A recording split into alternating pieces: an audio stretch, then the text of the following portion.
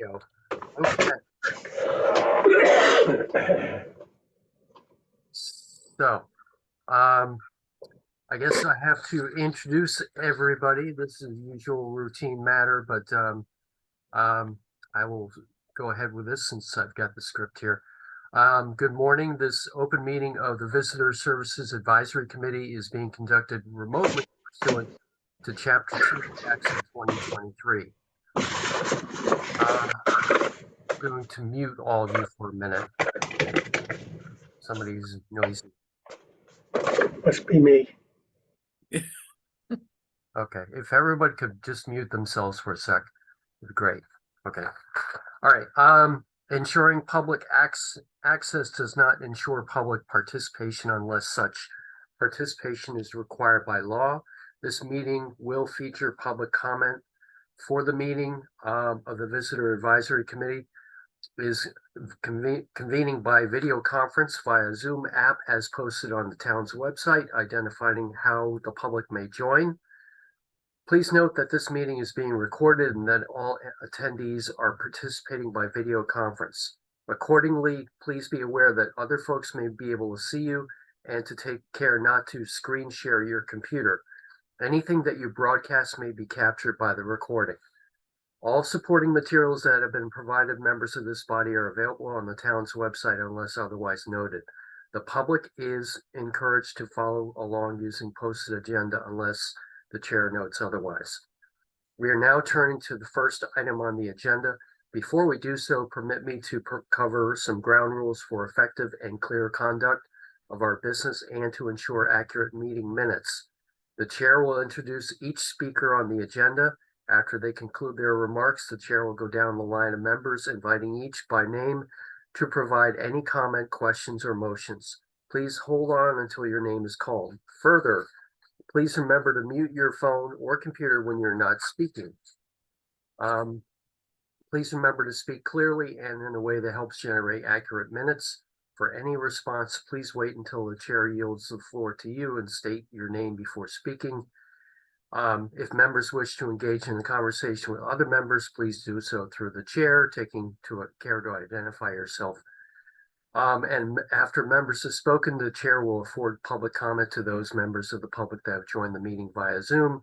Members of the public who wish to speak must state their names and be acknowledged by and speak through the chair.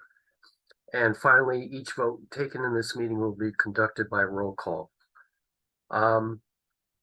So anyway, there you go, and take it away, Mary. Thank you. Thank you, David. Welcome all to the November 14th meeting of the Visitor Services Advisory Committee. I welcome our visitors here. Philip Scudder and Betsy Rich is on. Thank you so much for joining us. First item of business is the approval of the minutes of October 7th meeting. They were all distributed with the agenda on November 14th. Is there any discussion on the minutes? Any corrections? All right, hearing none, I will call for a motion to approve the minutes. So moved. Second, Peter. Thank you, Peter. Second. By roll call, I will call the members of the committee. Liz Holland. Affirmative. Matt Peel. Aye. Peter Morrison. Aye. Garrison Beal, welcome to your first meeting. Thank you. Well, I did watch it. I will abstain from this one. Yes. Sarah. Aye. And Niles Parker is on. Niles. Aye. All right. Chair votes in affirmative. All right, David, we will record these minutes as approved by the committee and moving on. All right, welcome to the second item of business. The third item actually on the agenda is a conversation with Philip Scudder and Betsy Rich. Philip and I have known each other, I'd like to say, maybe 3, closer to 4 decades. How does that sound, Phil? We haven't gotten any older, but we have worked together for years on various business entities that I've been involved with. And Thank you, Phil, for being here. Betsy, we all see your postings. Every time I see something coming through from Highline about a change or a schedule or down on the docks, I think your name is the one I see first. And so thank you all for being here. Philip, the committee likes to bring in business entities in town to see if there's a way that we can assist you in things, and also to hear what your business take on was this past summer. Obviously, we are very fortunate in that Liz has been on this committee for several years. So we feel as if we have a little of the pulse of Straight Wharf, but welcome and thank you for being here. Thank you very much. It's a pleasure. It's nice to see you. It has been a few years, I'll say, and we have done a lot over the past many years together. And there are other familiar faces.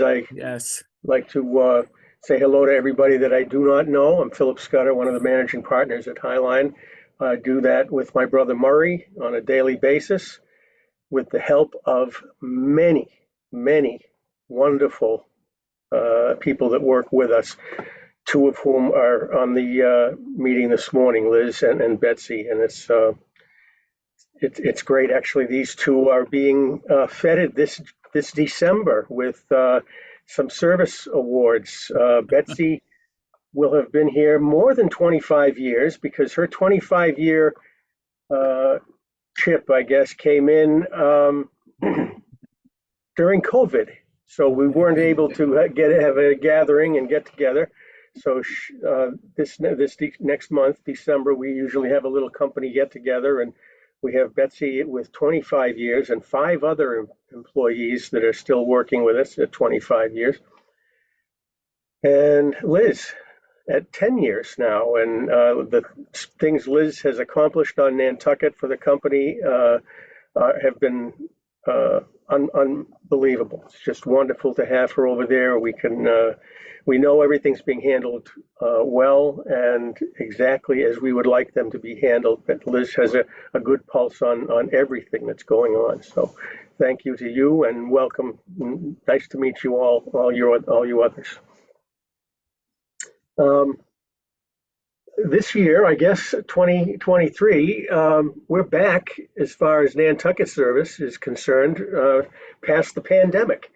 And we've had 2 good seasons in a row, each better than the previous.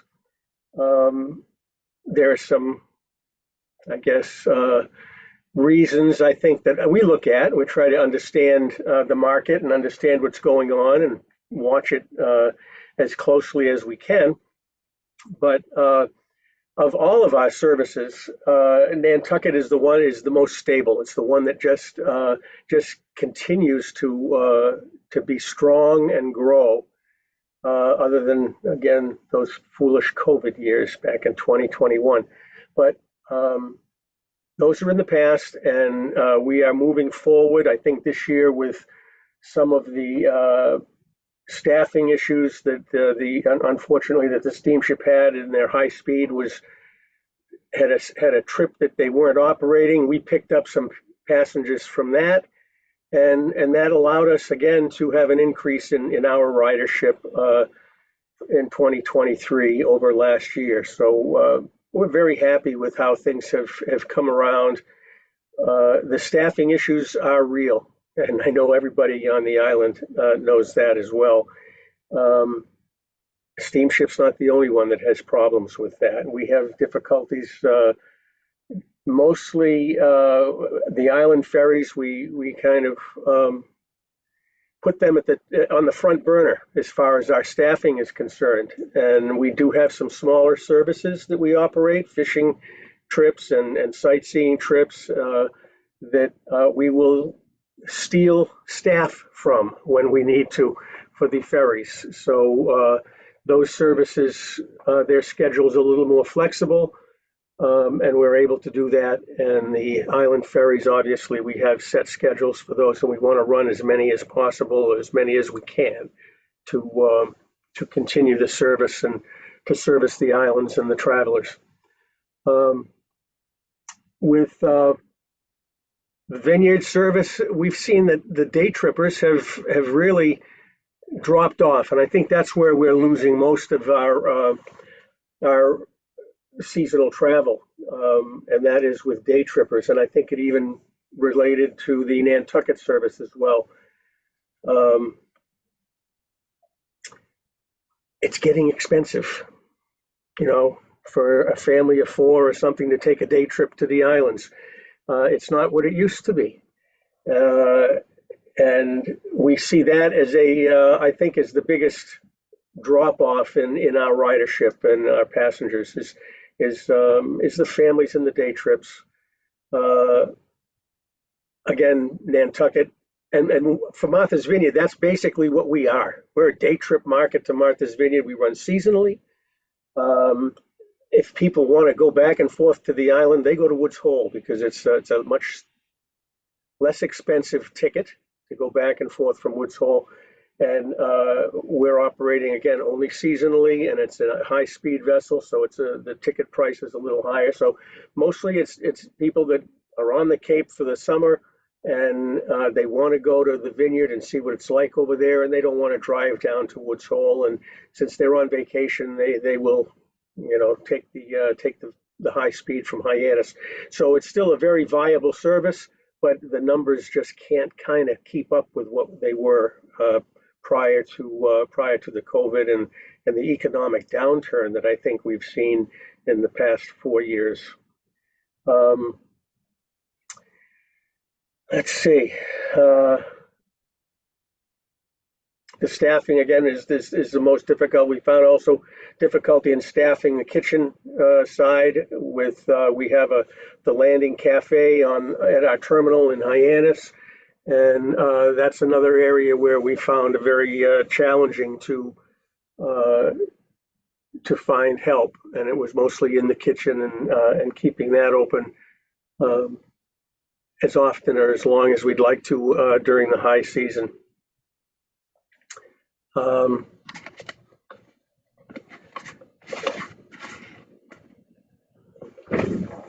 We're always thinking about the future. I guess, I think I got a note from David too. He said that maybe see what's going on with Christmas stroll. We've been sold out for Christmas stroll for many weeks. That event is wonderful on the island, and you guys do a great job with that. I do have calls to get people on the boat occasionally, you know, say I can't get on the ferry to get over to the island for the stroll, and it's because we're sold out. We get people that, you know, that book very early with that, and so that's still strong, and that's still something that's very popular on the island, and I can attest to that through our ridership.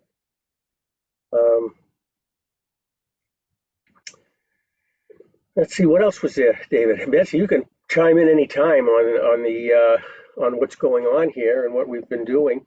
This marketing, Betsy, the director of marketing, and what they've been doing, and I think what they've been pumping out as far as social media and any type of promotional events and public relations and marketing stuff is wonderful, and it's been I think very successful, and it keeps us top of mind with people that know the island, that go back and forth, and that's what we want to be. If people think of Nantucket, we obviously want them to think of Highline Cruises. So she does that, and that department does that, and they do it very, very well.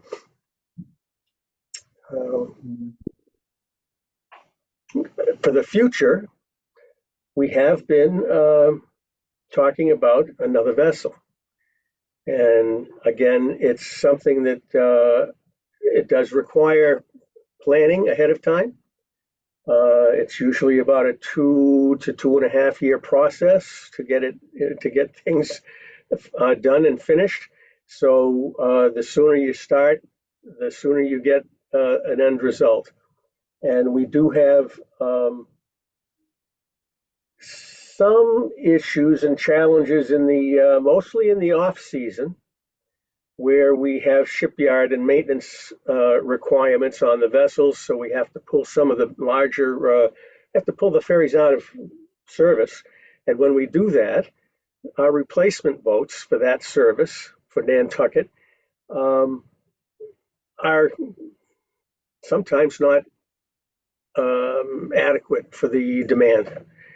And so we've put additional service on Mondays and then Fridays, and then I think Sunday afternoons to try to help with people on the island that want to get back and forth at their convenience. So we've done that. We try to keep doing that. But if we have to put the old Gray Lady 2 on the Nantucket run, which is now called the Lady Martha, and she runs our Vineyard and Inter-Island service. But if she has to get dedicated to the Nantucket run, it's a challenge to have that boat out there and doing it and having the capacity to take care of the demand.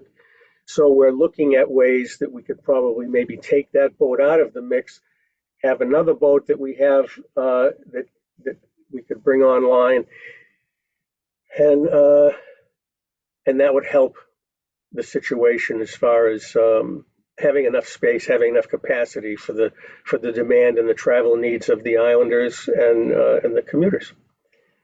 Again, that process takes a couple of years, and we're just begun the process. We're working again with Gladdinghearn Shipyard, and they're doing some designs. We're looking at something that's kind of in the middle of Gray Lady 4 and the Gray Lady, which is Gray Lady 3. So it would be not I think Gray Lady 4 might be close to 490 passengers, something like that. And Gray Lady is only, I think, a little less than 300. And so we're looking for something that might be 350 to 380, that many seats. And I think it would be a good addition to the fleet. Anything that you want to add, Liz, with that as far as vessels on and off island? Or I don't know if you should. You're on that. I don't know what's proper, but Yeah. I can certainly a little bit is that those numbers that you were talking about are summertime numbers, not wintertime. that's true.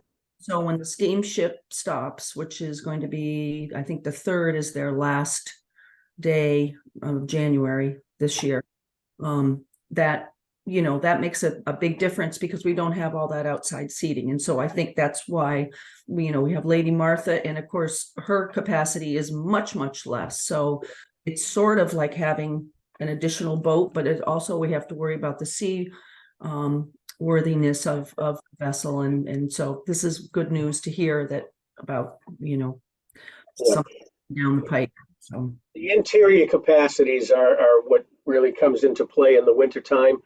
So they're not the full capacity of the vessel. We have to cut back on the capacity to only interior, and that's definitely a challenge with some of the smaller boats, even with Gray Lady.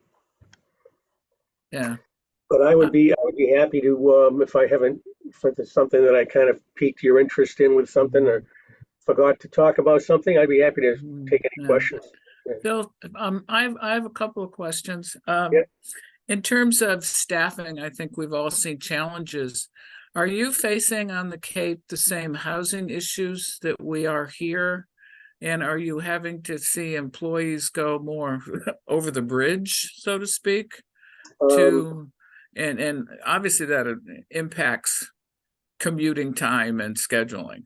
Yeah, we still hire mostly people that are from right from Cape Cod and from this area, or that are living in this area or find a place in this area. We do not have a lot of people that are working that live off Cape and come on, other than some of our full-time year-round staff.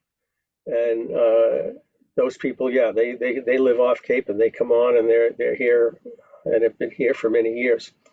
But in the summertime, when we're looking at the 350 plus whatever we have in the operation, they're mostly all on Cape Cod, and we do have challenges finding places for them to stay. We've been working with some hotels on the Cape that do J1s, and they keep them, they house the J1s, and that's been very good for us. We have about 30 of those, I guess, that we had put up there. And but that is a challenge. It's something that we've looked at as far as owning our own employee housing and seeing what makes sense, if that makes sense to make that type of a purchase, and then work it for the hiring that we might be able to allow us to hire a little more easily if we have places for people to stay.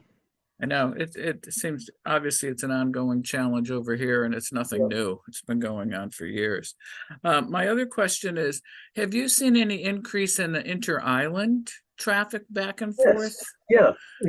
It's a very small service. It's a small number of people traveling, but that has had a steady increase since we've been on the dedicated run of the Lady Martha, going back and forth. She does the Hyannis to Martha's Vineyard trip at 8 o'clock in the morning, so it gets any early birds that want to go to the vineyard and spend the day over there. They head out of Hyannis and go there, and then that boat is dedicated to the inter-island service for 3 trips, and then comes back off island on the vineyard from the vineyard later in the afternoon or early evening. So that has had some increases as well as the Nantucket service. Yeah. Has there been tour groups that are doing sort of a roundabout? I'm just curious. Yeah, we do tour groups that do you say a roundabout. They do it around the sound, kind of. Yes. It goes back and forth, goes from Hyannis to either of the islands in that direction and back to Hyannis.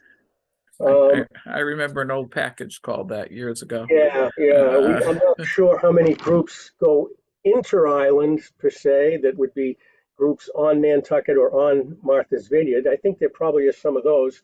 Liz, being in the ticket office on Strait Wharf, might know that a little bit. But that service has seen a little bit of growth, and that's nice. We like that. Yeah. Anybody have any questions for Philip or Betsy? Peter? I sort of wanted to go last because, I'm up at 30,000 feet. So, Matt's got his hand up. I have 2 questions. The first is,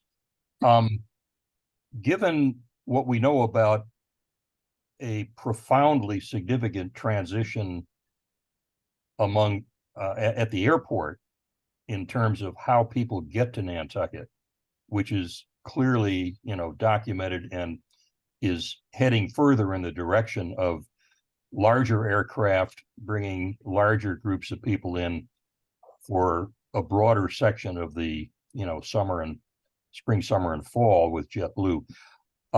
Does that suggest anything about your future in terms of, are they going to eat away, or are they simply going to accentuate the influx and outflow of people, to Nantucket? I mean, have you given any thought to that and what it means for your business? I just curious to know. We have not really been too focused on that as far as something that might take some of our market. I know that the high speed service really impacted the small commuter operators that went back and forth, and that has changed totally. Now the larger aircraft coming in and out, we're not that concerned about it because we haven't spent a lot of time talking about it.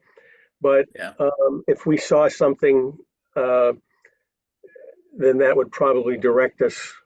If it directed us into that direction, we'd have to look at it, in detail. But right now, I don't really see that as something that we're going to be concerned with.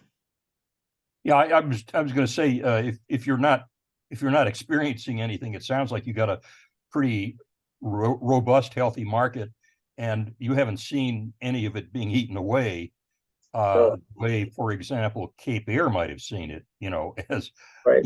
they can take 9 passengers and suddenly JetBlue's coming in saying, we'll just have the same number of aircraft, but they'll seat 50% more people next year and start 2 weeks earlier. So, that's what I mean by eating away at the market. Yeah. The other question I have is even more ethereal. And the way you described the competition between the two carriers is interesting, because there are differences that suggest that there is a larger cooperative arrangement that a market might put together if everybody were a rational actor. And I'm just wondering, have you ever given any thought to, I mean, this big investment in getting another ferry, another boat? I mean, that's a gigantic thing. I mean, I appreciate because of the cost and the time. Yeah. And I wonder whether there has been any thought given to some kind of a potential cooperative arrangement, the way the airlines do, which is they may not buy an aircraft, but they may, sort of rent it if they need it to fill out some incipient demand that's coming along, or to hedge against something that's going along, where you have two partners. And I mean, this is, getting way beyond what you do on a day-to-day basis, but I'm wondering if there has ever been any thought to how whether that might be a possibility, looking 5-10 years ahead and saying you have to buy another boat, takes 2 years, you got to, it's a huge investment, and you don't know that you want to make the decision until it maybe is too late because you need it right away. So you sort of think in terms of, could you establish a spare boat that both parties invest in and say, well, this year we want 40% for us and 60% for you, but next year we'll decide how we want to split it up. Well, that's interesting. We have thought of leasing vessels for short periods of time. And in the off season, it does give us that opportunity, because most of the vessels are used are out of service at that time. The difficulty with that is that they all have shipyard and maintenance issues that have to be taken care of in the 4 or 5 months of the winter, and trying then to coordinate maintenance when a boat's in, when a boat's out, and when it's available. If it's not your vessel and somebody else's, I don't know. I think it could probably be done, and it might be something that if there were a emergent situation that said, oh, you need a vessel right now, or if we had a mechanical issue and one of our boats was absolutely out of service for a period of time, we would have to look at leasing a vessel to come in and run as a substitute for that. But we have not really thought of doing it on a regular basis, trying to coordinate those types of things. It's something we could always think about in the future, I guess. Yeah, we have a very good relationship with the Steamship Authority right now, and it's wonderful to be able to do this and talk about ways of working together to help the island, the transportation system in general. And that's kind of a good way to look at things. I agree.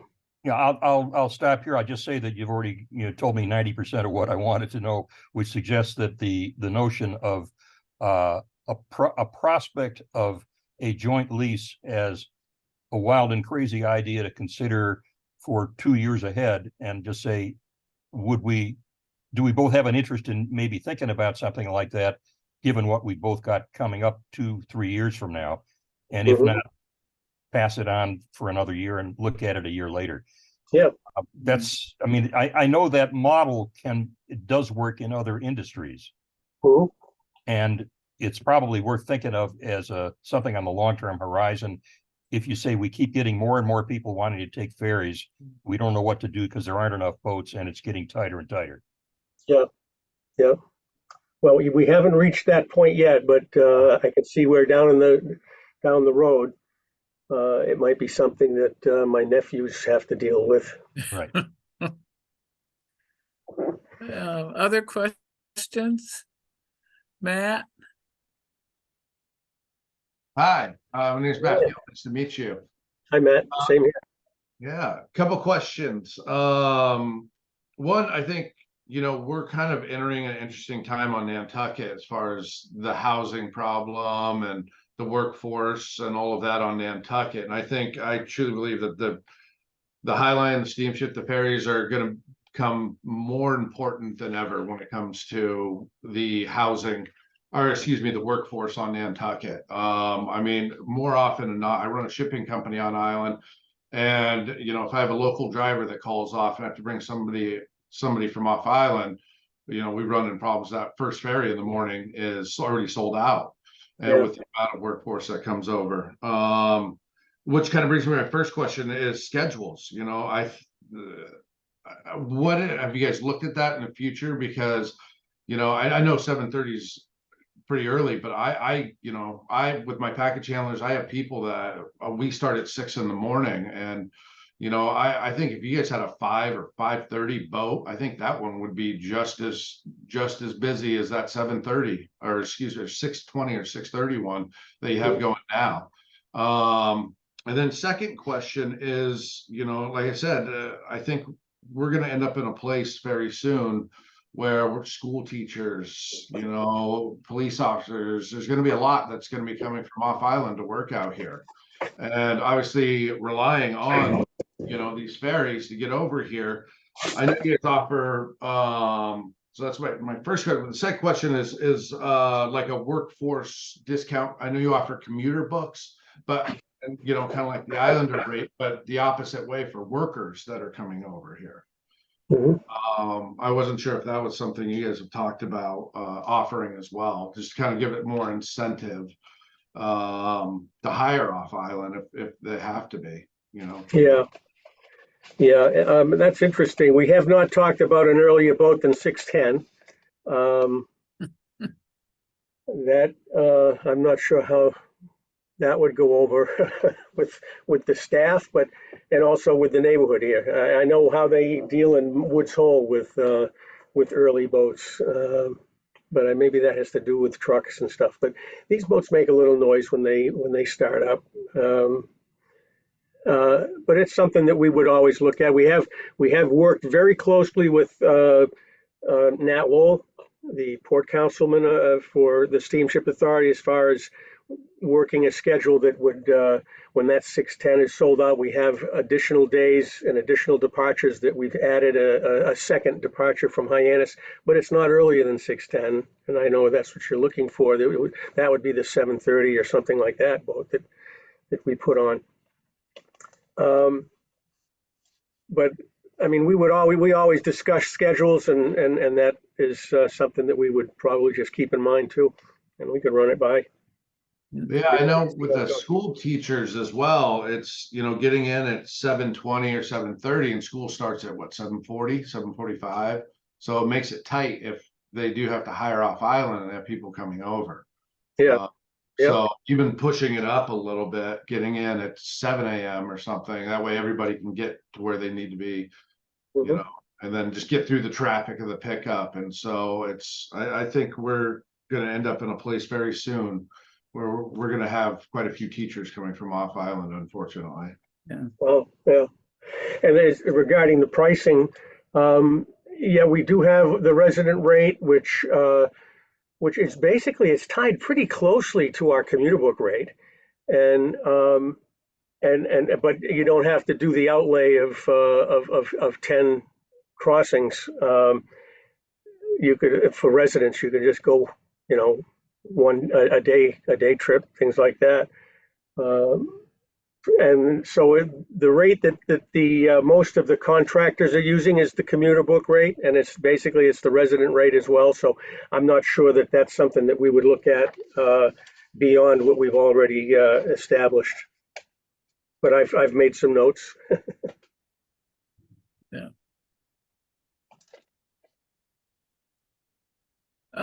Philip, I have a question too. Are you, obviously your captains and your pilots are, under the Coast Guard rules for hours worked. So I Yep. think people tend to forget that sometimes that all has to come into play.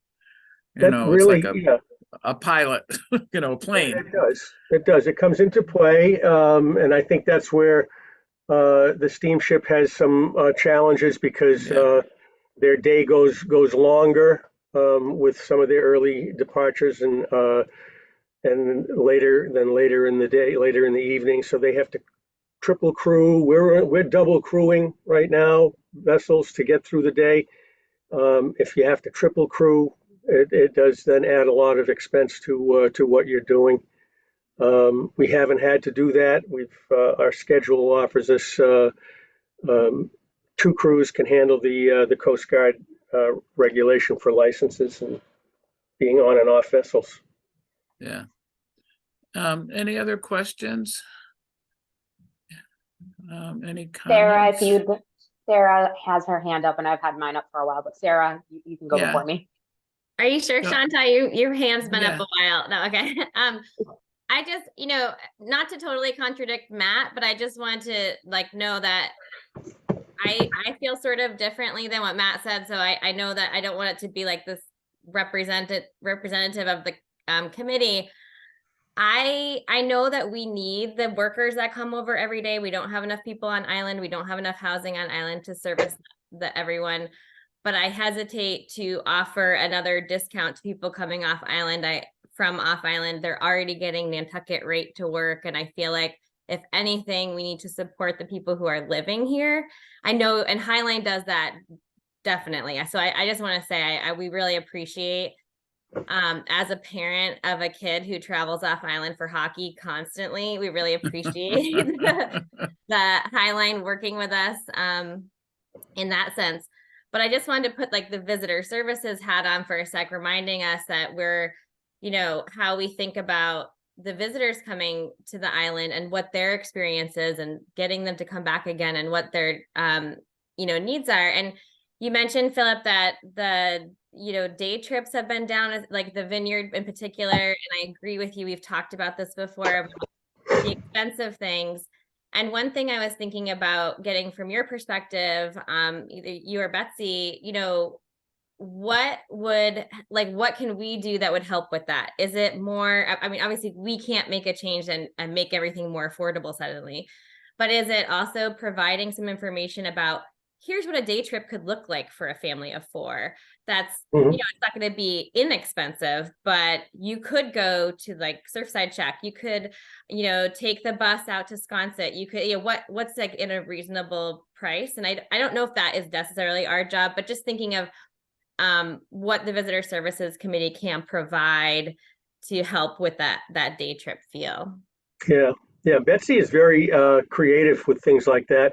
And she has put in programs and different ways to they've done the day trips, suggested day trips, itineraries, things like that. I think and also looking at ways to get we've done like to the Vineyard, say the 8 o'clock boat to the Vineyard, it's got a lot of seats. A lot of people, they wait for the 9:30 or the 9 o'clock or the 9:30 to go. So we've worked with the rate on the 8 o'clock boat to get people to come early. We work on afternoon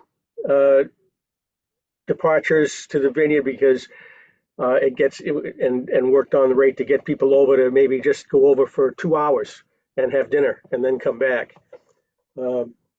We've done the same to Nantucket with some programs as well, and I think that's kind of what we've looked at is working on the off trips. Unfortunately, Nantucket doesn't have a lot of off trips. They're all very very busy. Yeah. Betsy, do you have anything to add there? Just 2 things. I had a meeting recently with someone who does brochure distribution on the Cape, and their comment was that on the Cape there is no information about Nantucket. There is no information about Martha's Vineyard, which I thought was interesting. And then one of our content goals for this year is to create itineraries like sample itineraries for each island, depending on how you travel. If you're a couple, if you're going out with friends, if you're a family, to be able to help people, because a lot of people know that they want to go, but they don't know what to do. And a lot of people don't do research in advance, which shocks me. Like, I've heard stories about people who, like, they come back early, like they go to the island and then they come back to the ticket office by 11 a.m. because they don't know what to do, which it surprises me, but it happens. Yeah. Thank you.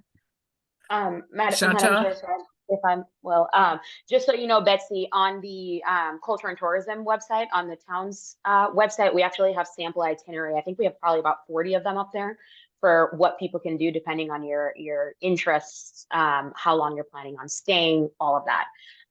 So if you need some inspiration, we're also Very much. we're working on digitizing all of that as well through I'm actually interviewing a number of companies about creating digital trips that you can quite literally download on your cell phone, and you just plug in your interests and it will guide you through Nantucket.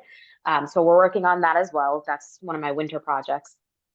And then I have a question about the Inner Island service. And this is me trying to coordinate a trip through the town to the Vineyard, and came into the most hiccups because the Inner Island ferry works really well if you start your trip on Martha's Vineyard and come to Nantucket. It does not work for us on Nantucket. We want to explore Martha's Vineyard as well. And having just 4 hours on that massive space, 4 hours on Nantucket's plenty of time to see everything. But 4 hours on Martha's Vineyard, you might be able to, putz around Oak Bluffs and then you're done. So I'm just curious if there are any plans for creating or even exploring a more convenient route for Nantucketers or ferry times. And then also as we get into, that October 9th to, I think it's the 22nd range, then it ends, and that's really the time when us as Nantucketers who work incessantly all summer long have the time to go explore the Vineyard. And I get that you can do, the puddle jumping to Hyannis and to Martha's Vineyard and do that whole trek, but then it starts getting really expensive and you're limiting even more of your time on the island. And it doesn't really line up well with the Martha's Vineyard Wine and Food Festival as well, because it ends on the day that the food festival ends. So you have to cut your trip short by like 6 hours. So I'm just curious if there are any plans for creating a more convenient way for Nantucketers through the Inner Island.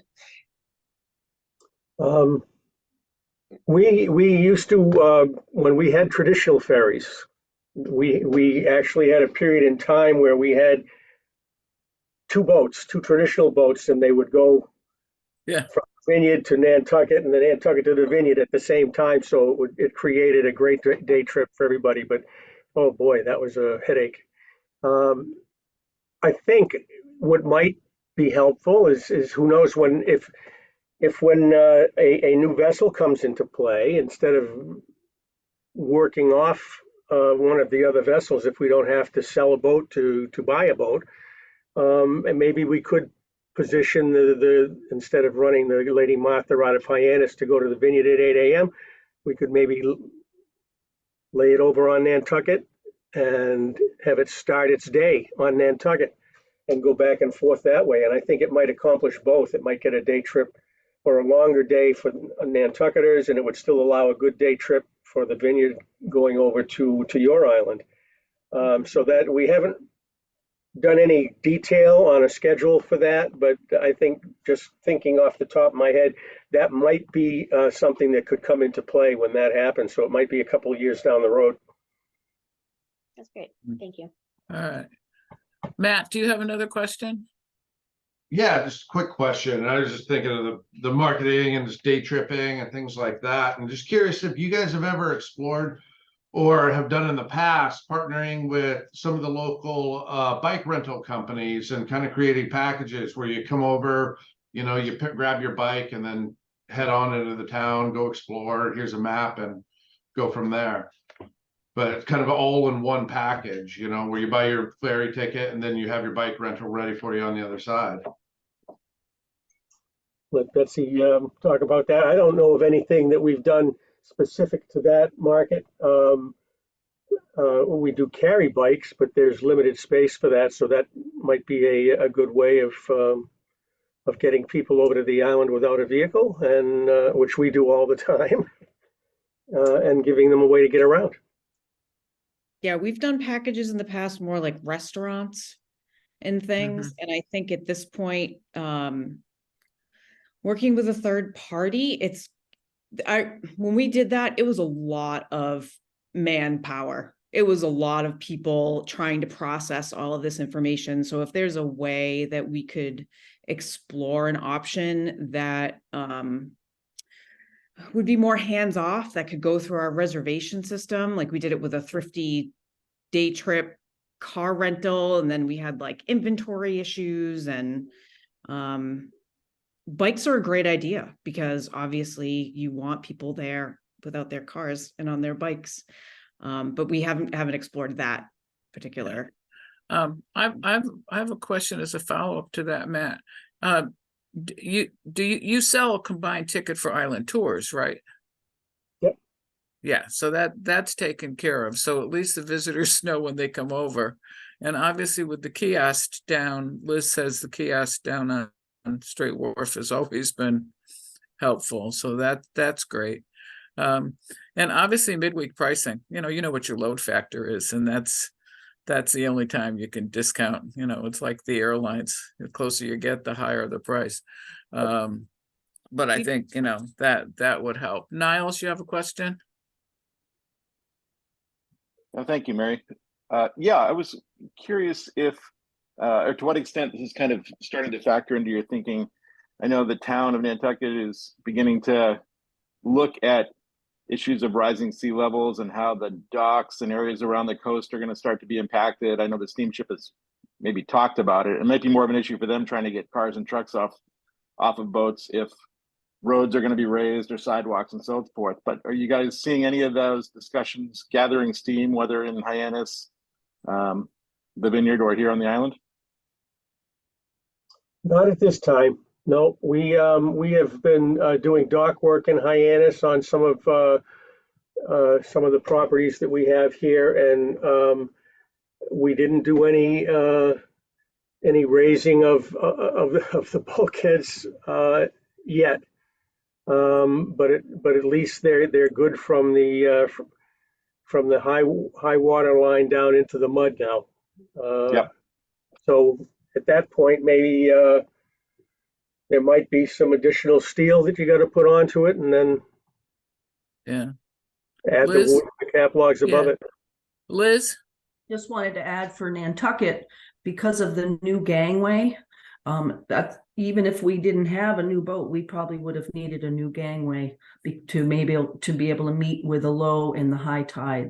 So because of the new gangway, we have a lot more flexibility and will carry us for longer, I think. Yeah. Thanks, Niles. Thank you. Any other questions? I just have one quick. Go ahead. Let's see. Garrison. Thank you. I just had a quick one for you, Philip, about round trip bookings. Yep. Obviously, when people book, you understand the length of how long they're going to be on island for. Is that information that you have available that you can share with us about how long is that? And are you seeing that grow or shrink over the past few years?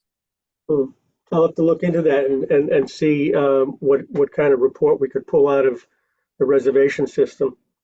But I'll try to get some of that info for you. Okay, that was my question. Thank you. All right, Peter. Madam Chair, I'm sorry, before you move on, I just have to let you know that we've been informed that we have a hard stop at 9 because there's another committee that is needing this Okay. Zoom link. All right, Peter, one last question. You're on mute. I'm going to parachute down from 30,000 feet to ground level. I've heard so many good ideas here that I want to make a suggestion for what we do at Visitor Services. If we got a WPI, Worcester Polytech student team, to focus on at least some of these ideas in a project next year about how to sort of maximize the unrealized opportunities we've discussed here. I think we come up with some terrific things that visitor services could do, because it sounds like there's some opportunities that can't be exploited by either of the ferry companies because that's not their central mission. But we could come up with ideas. And for example, just one thing that occurs to me is if I'm looking for what to do in Hyannis and I'm looking under Hyannis when I Google it, do I get to Visitor Services Nantucket? It says, well, you might want to go to Nantucket. So I'll stop there, but that's my proposal. Mhm. Thanks, Peter. If there's no other question, I guess my message to Philip and to Betsy is Visitor Services is here to help you in any way we can. And if Okay. it's linkage to things that Chantal just mentioned, you know, I think we're all here just to serve the public. And I just have one question. When the larger vessel came in and you moved the tour buses over towards where the shuttle stop is, Greenhound. yeah, I mean, has that, and I think that's made the visitor experience a little better in getting off the boat and getting luggage and moving that. No doubt. Yeah, it was yeah. amazing. You think back at how things had been for so many years, and you say, my God, we were parking at some points nine buses on Strait Wharf, Yeah, which yeah, it's almost unfathomable. yeah. And I don't think it's been a hindrance to visitors to find where the island tours No, are. no, It's- Island Tour is doing very well. Yeah, yeah. So, all right. Here, seeing no other questions, I want to thank Phil and Betsy for being on with us this morning. You do not have to stay for the rest of our business meeting. I know you're all very busy, but we would be happy to communicate with anything that Visitor Services can help. And obviously, we're thrilled that Liz has been able to be with us for several years. So, Yeah. Well, thank you, Mary. thank you. Pleasure.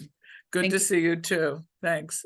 Bye-bye. All right, moving on. Next, director's report. We will make this fairly quick, I'm assuming. Go on, Yes, Chantal, I'll keep it thank short you. and sweet. So I pulled the numbers for the month of October. We had 137,800 visitors with a 2.82 frequency. That led us to 49,000 unique visitors to the island from October 1st to the 31st.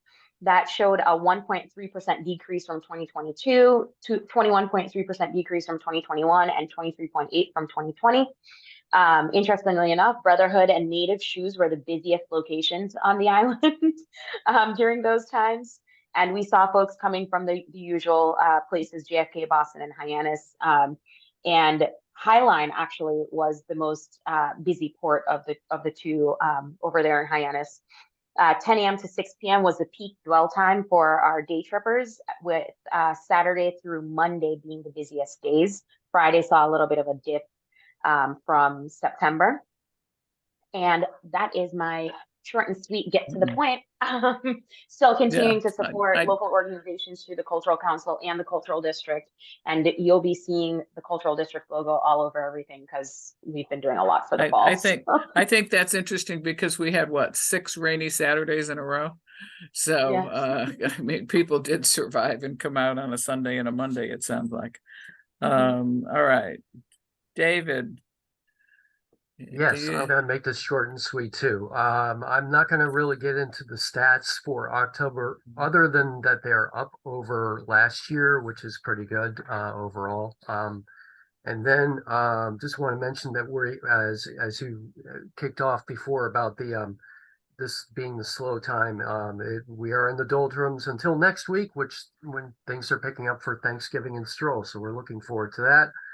We're going to be closed Thanksgiving Day and then open on Friday after Thanksgiving until 3 o'clock, so the staff can go and get to the tree lighting with all the people and certain VIPs around. Also, we're gonna be open on that Saturday of of Thanksgiving. And Stroll, we will be open Friday and Saturday and all day, and then Sunday, I think half day at this point, but that may change. So anyway, that's all I have at this point. Okay. So if you got any quick questions, I'd be Right. happy to entertain.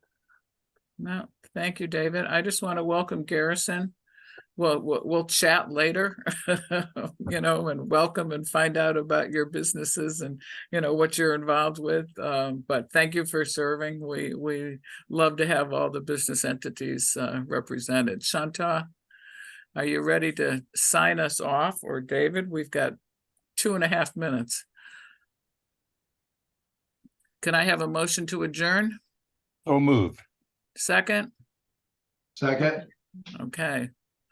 All in favor? I don't have to do a roll call for this, I don't believe. Thank you. No. Thank you all. We'll see you next month. Thanks, everyone. David. Send out the agenda. Thank you. Thank you. Welcome, Garrison. Have a good one. Okay, Thank you, everyone. Bye-bye.